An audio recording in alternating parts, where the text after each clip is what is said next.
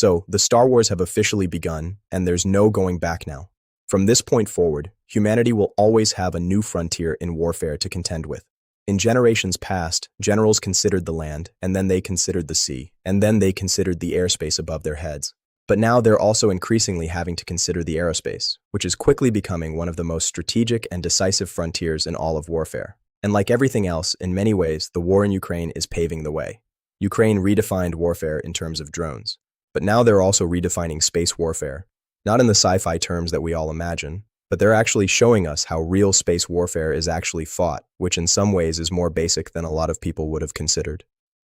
This war has become the first war in history where space infrastructure has actually been directly targeted with kinetic action as Ukraine strikes Russian space infrastructure, taking it offline.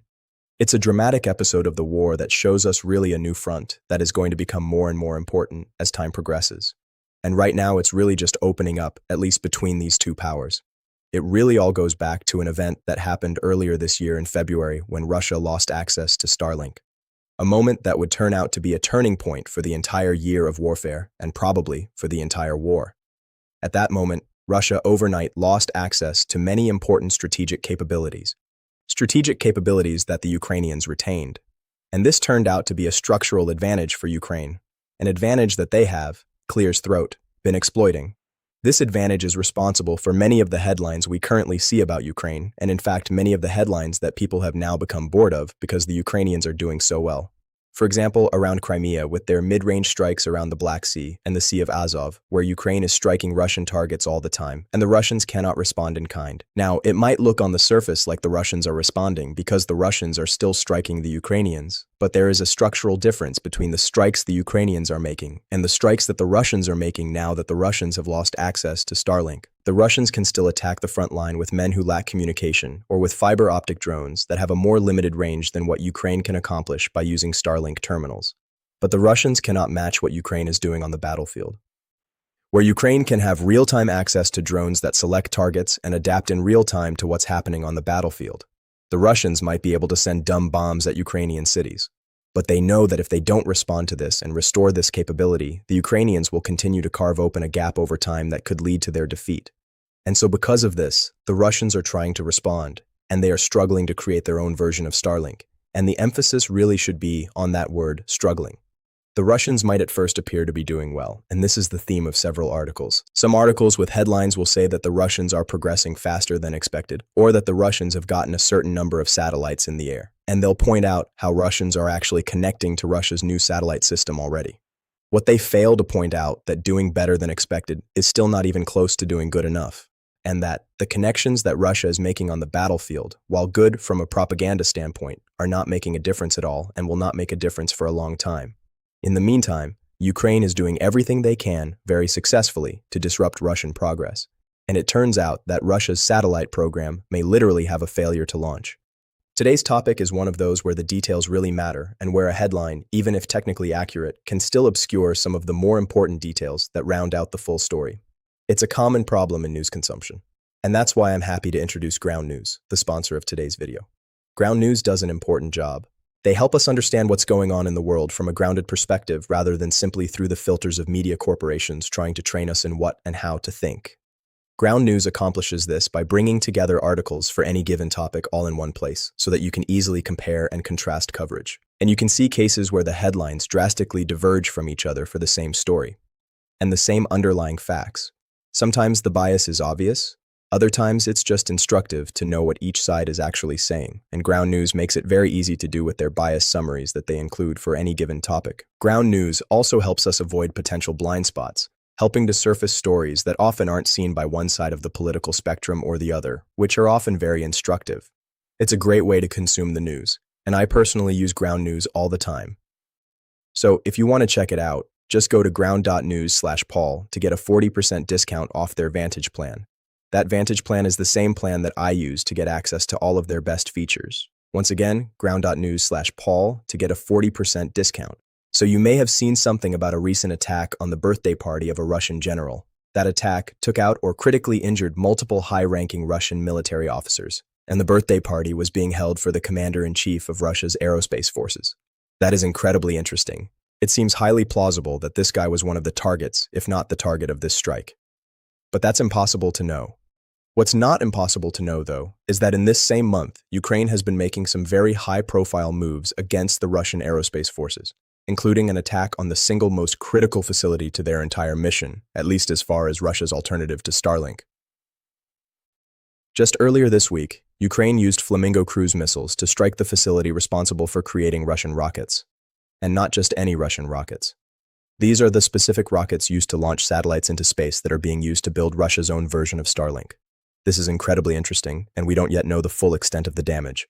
But at least according to the Ukrainian sources, this facility is toast, and Russia won't be producing any new rockets anytime soon that can carry these payloads. If that's the case, Russia's space program might already be completely stalled, and that's a big problem for the Russians. But even if it's not the case, it's still just one strike. And it's indicative of the kinds of things that Ukraine can do. Not just at this facility, which serves largely as a single point of failure, but also at a small number of other facilities to keep the Russians out of space entirely, not just for their Starlink system, but actually entirely. This is a massive problem for the Russians because they currently have a goal of largely replacing Starlink over Ukraine by the end of 2027 with a service that the Russians control. This is a task that would require approximately 300 satellites, at least for the first run. And currently, the Russians only have about 40 satellites in the air. There is a huge gap between where they are and where they need to be before the system is even effective at all. And Ukraine has already started assaulting the system. Right now, the Russians have some satellites in the air, so some people might think at least they have a partial result, but that's just not true. Because of the nature of how the satellites work, you want one constantly over you in order to keep the connection going. As it is, Russia only has enough satellites for a couple of hours of connection a day. But even that is much better than it sounds. In reality, these couple of hours are split into 10 or 15-minute chunks at a time. So there's a satellite you can connect for 10 minutes, and then you lose the connection, and you have to wait for the next satellite. That is not long enough for Russia to run really any missions relying on this connection. By the time you notice the network's online in the first place and then get in the air, the satellite's already gone and your drone just crashes. So, effectively right now, Russia has a partial network that they have invested heavily in that is completely worthless, and the Ukrainians aim to keep it that way. As we saw, Ukraine has already successfully struck the single most concentrated point of failure in this entire system, the facility that physically creates the rockets that are required to get the satellites into space in the first place.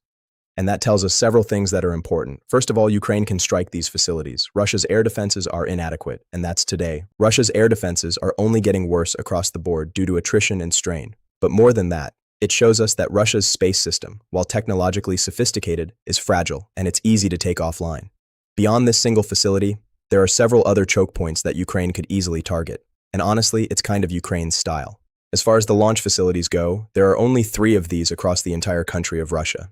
You might think that Russia could simply build more of these, but these are heavy investments that require a lot of money, and in practice, they take years, if not almost a decade, to complete. These facilities also can't just be put anywhere you'd like. The conditions have to be right. The latitude has to be right. And you also have to put these in a place where the debris isn't going to even have a chance of falling on any civilization. That is a tall ask, even in a country the size of Russia. In fact, Russia is so pressed for options here that of these 3 launch facilities, one of them isn't even theirs. It's leased from Kazakhstan, a relic of the old Soviet era where the Soviets combined put their launch facility in the best possible place geographically, a place that no longer belongs to Russia. So they pay every single year for the right to use it. If Russia really could just build more facilities, they probably would have done it a long time ago. Not just to save payment, but to control sovereignty with no question. But they haven't because it's not that easy. Now this particular facility might be out of Ukraine's reach, both for range reasons, but really just because of the fact that it's in Kazakhstan, but it's actually the least important facility anyways. Because it turns out that to launch the satellites that Russia needs to launch, you actually need a facility at a higher latitude, a facility that is further north. Russia only has 2 of those, meaning that there are only 2 facilities that Ukraine has to put pressure on to prevent the Russians from launching satellites. Not very good for the Russians. But it gets even worse because it turns out that there are going to be even more choke points in this entire system if the Russians can even get the satellites off the ground in the first place, which doesn't seem likely. You see, satellites don't just transmit internet. They are great as relays, but they can't just magically make the internet appear out of thin air. In order to get the data that they feed to the other devices and give you an internet connection, they have to get that internet from somewhere, and that comes from facilities on the ground. Facilities that, just like all these other facilities, Ukraine could easily and would easily be able to target. Now, Vladimir Putin would of course like to wave a magic wand and make these weaknesses disappear, maybe even portray them as a strength. the Russian way. And in fact, that's exactly what the Russians are currently doing, because the Russians are currently trying to say that their new satellite network will somehow be more advanced than existing Starlink systems. But that is just not the case. These Russian satellites will have a capability. They'll be able to transmit some more data via lasers from satellite to satellite, reducing but not eliminating the need for the ground systems, so that Russia can have less of them that are vulnerable targets. Russia is portraying this as some technological revolution, and they're the masterminds, but really that's not the truth. The capability has existed, and it does exist, but it's unproven at the large scales that the Russians are trying to use it, and it's usually just better to use the ground systems. Russia, though, doesn't want to do that because they're afraid of the Ukrainians taking their network offline. So Russia is taking a structural weakness, and they're trying to redefine it as a technological strength. In reality, though, Russia is not a technological superpower. They're just scared, so they're trying things that others haven't even had to bother to try. This, though, is still a structural weakness for the Russians no matter what. Of course, the Ukrainian Starlink systems still need the ground systems. It's part of how the whole thing operates. But for the Ukrainians, these systems are located in other countries. Countries, for example, like Poland, countries that the Russians have been unwilling to strike, not wanting to provoke a broader conflict. So, even if Russia gets the whole thing online, they're going to have a weak spot that the Ukrainians can strike, that the Russians cannot return fire on and strike in kind. So, as far as the space race goes, Ukraine has a structural advantage over Russia, and it's not even close. And it's actually a reversal of a trend we saw earlier in the war where Ukraine wasn't able to strike certain types of targets on Russian territory, but the Russians could strike those targets on Ukrainian territory. This was because Ukraine wasn't allowed to use Western weapons against Russian territory, things like that. The point is that situation is now reversed and things are looking really bad for the Russians. This isn't likely to change anytime soon, not while the war is ongoing, and Russia will not be able to get their satellite network up. Not because they don't have the technology, not even because it's prohibitively expensive, but simply because they can't do it while currently under pressure from Ukraine. There's a couple of additional ironies here that must be incredibly frustrating for the Russians. The first is that this whole story shows us how relatively easy it actually is for nations to create an alternative to Starlink over the territory of Ukraine, specifically just about 300 satellites given peacetime conditions. Russia doesn't have those peacetime conditions, so they probably won't do it. But the Europeans do have those peacetime conditions. Meaning that if they want to, if they can find the willpower, they can give Ukraine and themselves an alternative to Elon Musk's Starlink system. So that if Musk and Starlink in general ever threaten to cut off Ukraine again, there will be alternatives.